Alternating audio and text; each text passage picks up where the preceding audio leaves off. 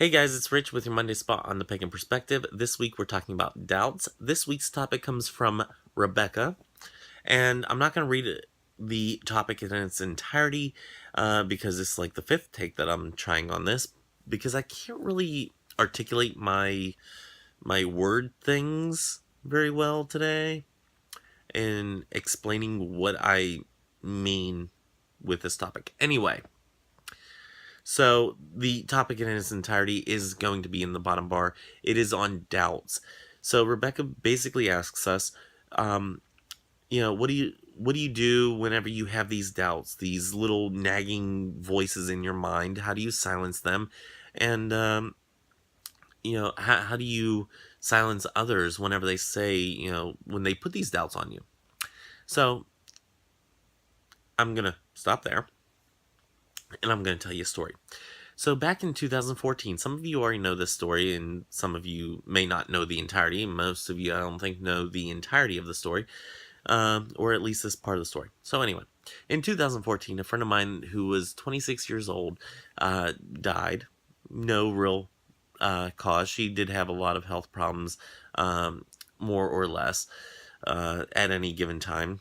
She had health problems and whatnot. So it was kind of a shock to the family because she was 26 years old, but it was kind of um, also a little bit expected because she had so many health problems. Anyway, so the loss of a 26-year-old person, is a shock in and of itself.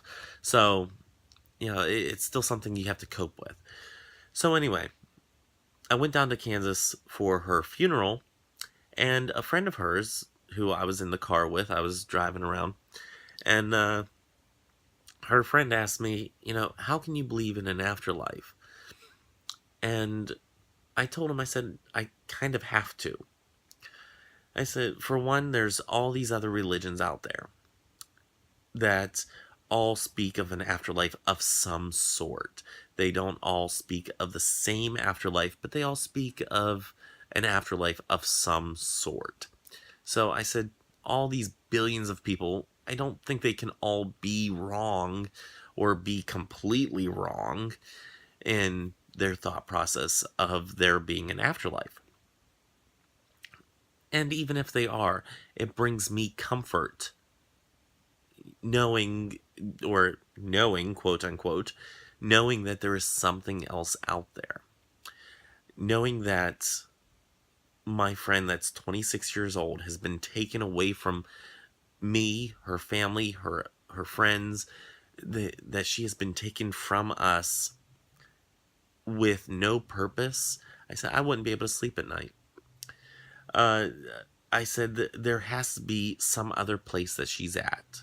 I said that is the only way I can ever survive, is knowing that I'm going to meet up with her someday, hopefully about 70 years from now or so.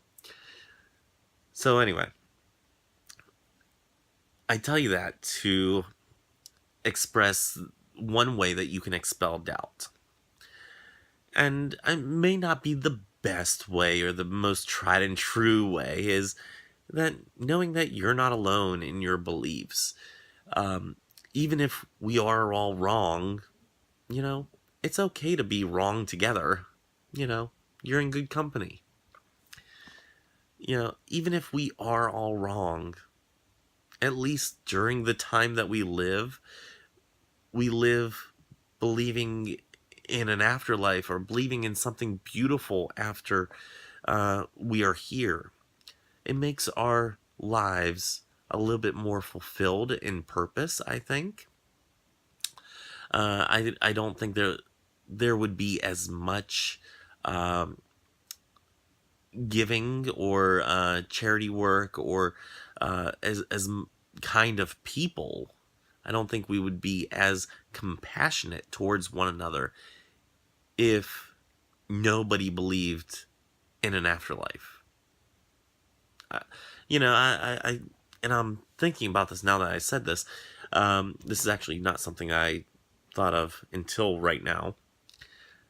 But I think whenever you start talking about an afterlife, and whether you're building good karma, bad karma, whether you're, you know, doing good deeds to get into heaven, or, just trying to stay out of hell, or, you know, doing good deeds because it appeases a deity or something like that. I think it kind of helps with the whole charity aspect.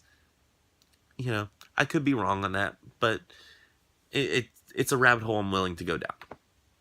Anyway, so I think it kind of gives you a sense of purpose, and having that sense of purpose, you know, it benefits everybody else.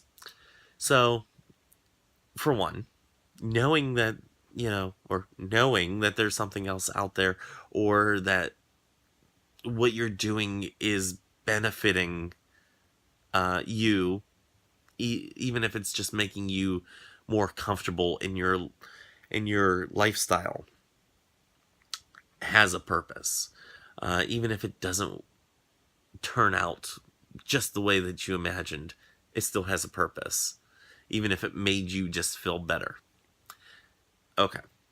So enough talking about the afterlife. I'm slowly getting into the whole magical portion of this. Okay. So for your magical, your spellcrafting world, having those self-doubts of, oh, well, are these incense really helping? Okay. I'm going to put this simply. They help if you think it helps. And with that, I'm going to expand. So, there are people that, if you ever go to a gym, I try to go as seldom as possible because, sweating, not fun. So, I try to go as seldom as possible, but every time you go to a gym, you're going to see one of those people that are more or less lovingly known as muscleheads. They're over there with a free weights, and they're just, lifting up these big heavy weights that I wouldn't even touch with a 10-foot pole if I could avoid it. And they're sitting there just lifting these weights and everything. Not my thing. But a lot of times you'll see them with earbuds in. They'll be listening to some, upbeat music that, they swear helps their performance on, bodybuilding.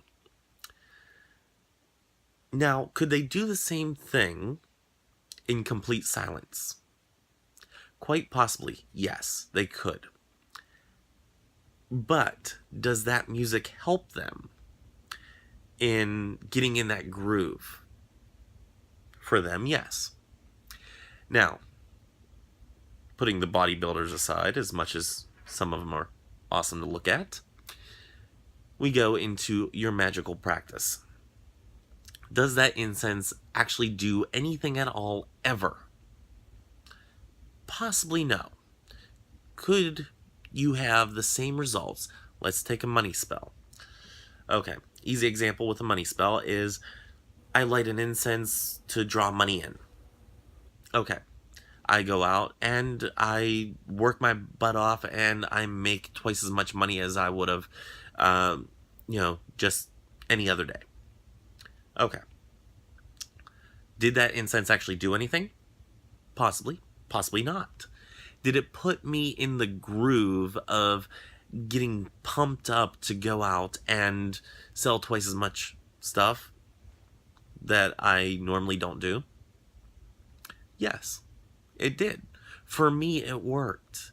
And even though that incense could have nothing to do with it, it helped me in my mind space to actually get stuff done.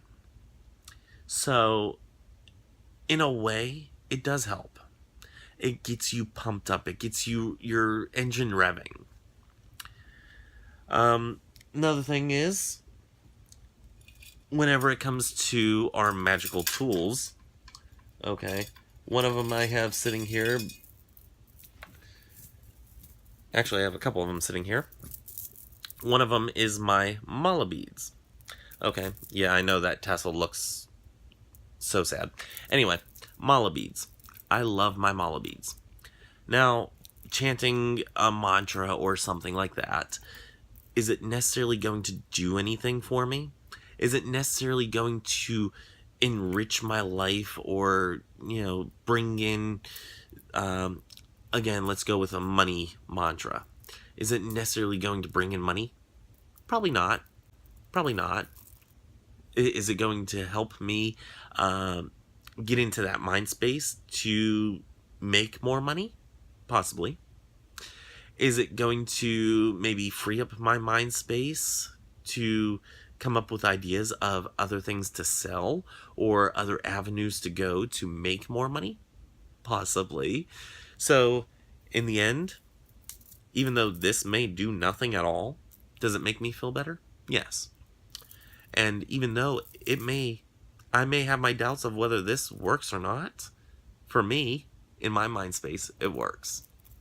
So knowing that this has a reason in my mind, and knowing the why behind what I use these for, it helps me at least mentally prepare. So a couple weeks ago, and this is the last story I'm going to tell. A couple weeks ago, Kara asked me which of the last two topics for the regular host should go first, and I picked Megan's because I talked about the why behind what we do, and I just talked about the why behind what I do. So this is the last piece of advice I'm going to give for this video, so almost at the end. Stay there. Okay. Anyway, the reason I wanted to talk about the why behind what we do before I did this video is because that is probably the biggest way that I dispel any of those doubts that anybody out there ever comes to me with. The doubts that, oh, well, magic isn't real, it doesn't do anything, it's just stuff, that people do and it makes them feel good, but it really doesn't do anything. Okay, that doubt comes up a lot. But you know what? Looking into the why behind what we do, and looking into the science and the nature and the historical aspects, and knowing the reasoning, the why behind what I'm doing in my practice, is what dispels that doubt from my world. So knowing, even though, oh, this doesn't do anything, yeah, it could do absolutely nothing at all. But why do I use it? Well, I use it because it gets me mentally focused. It relaxes my monkey mind. I actually sleep with my mala because it comforts me in a way. That's why this is in such a sad state. So knowing the why, knowing why this comforts me the way that it does, helps me dispel, does it really work? So knowing the reason why I light a candle to draw in money, and why I anoint the candle the way I do, and why I add coins the way I do to my money altar. Is the money altar actually doing anything? Possibly. Possibly not. But in my mind, the reasoning why I do that is to put my mind in that focus of, okay, we're thinking about money right now. We're adding money into our life. We are consciously thinking of, how I'm spending and how I'm saving at that time. So, is it doing something? Yes. It's focusing my mind. It's preparing a plan of action. But is it actually doing anything energetically, such as sending out good vibes or anything? Possibly. Possibly not. But you know what? I'm willing to take a chance. I think it's doing something. Do I know it for a legitimate scientific absolute fact? No. but I think it does. And therefore, I'm pretty sure it'll work. I know it's worth a shot. So anyway, this is just a ramble of, word salad. I hope you guys can figure it all out, and I hope this has helped. I'm going to try to edit this down a little bit because of the word saladness. But yeah, I think I talked about everything that I wanted to talk about and everything I wanted to cover in this video. So hopefully I've made sense. Hopefully, Rebekah, I've helped you out. And yeah, knowing the why behind what you do, that's such an important part of my life ever since I've uh, really learned that from Annie. So anyway, that's all that I have for this week. Next week is subs week, so tune in for the subs. And yeah, I'll see you guys in June. Wow, dang, we're just chugging right through this year. Anyway, until next time, may you have love, hugs, and ladybugs. Bye-bye. Oh, and before... Where's the camera? There's... Before you leave and you completely click off of this, make sure that you, if you have a question, go up to the little tab like Cara has said in last week's video. Make sure you go to that tab, the community tab or the about tab, where she has posted there, submit your topic here. Make sure that you go there and ask your question, ask your topic suggestion, or put your topic suggestion in there, and get those topics in, because we do need more topics. So make sure that you get that before you even click off of here. I'm watching you. Right there. Yeah, you. And you. Yeah, you. I see you. Okay. See you guys next month. Bye.